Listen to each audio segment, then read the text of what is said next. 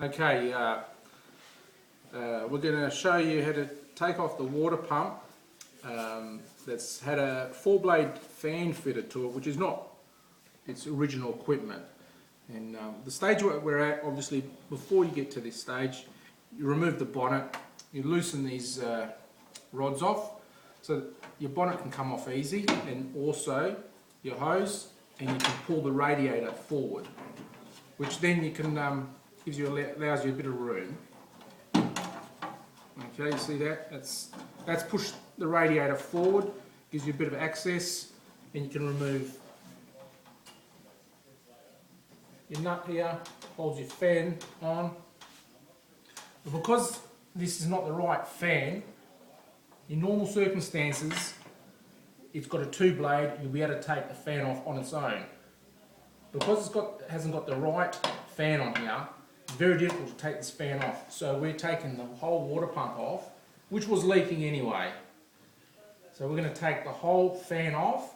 Now once you've loosened the bolts, we're at this stage here, you obviously got to loosen the generator. There's a bolt on the bottom. You need 2 spanners to loosen it off. We'll show you the spanners here. Now let's not forget that we're working on a 1929 Model A Ford pickup. With a flathead 4-cylinder. And you hold the spanner on here, there's the nut at the front, which the bolt goes right through, and you loosen that off.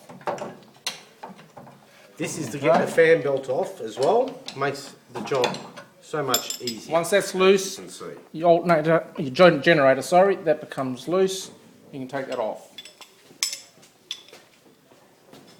Now we're at the point where we've taken this castle nut off the front of the fan. So I'll just take that off completely. It looks like this fan could be some aftermarket fan that's not been performing very well. Between rattling. It's worked its way loose. As you can see, it's been hitting the bottom of the radiator here, which will damage the radiator. Now this is the castle nut here. Okay, which I've just taken off. There was a split pin in there, which was... We've already taken that off. That came off first, and now we've taken this castle nut off. Now we'll show you, it's very hard to remove the fan on its own, as we'll try to show you first. As you can see, there's just no room. No room whatsoever to remove that on its own. Now Mick, so you've loosened those nuts off the water pump. Yep. There's only one nut left. There's one left. I'll take this off, and we're going to take the whole lot off in one complete unit. Now I'm going to pull back on the radiator, as you can see. Not too hard, but just enough just to for me to wedge this out. As you can see, it's a little bit tricky, but that shaft's quite a bit of... Turn that on its angle a little bit like that.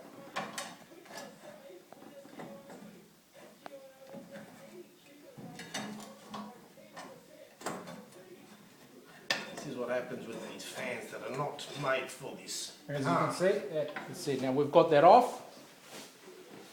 So you can see it was quite wobbly here. It's not the right fan. Easy. Take this off. And I'll just show you the fan that was supposed to be on there, which we have sourced. And this is the original fan.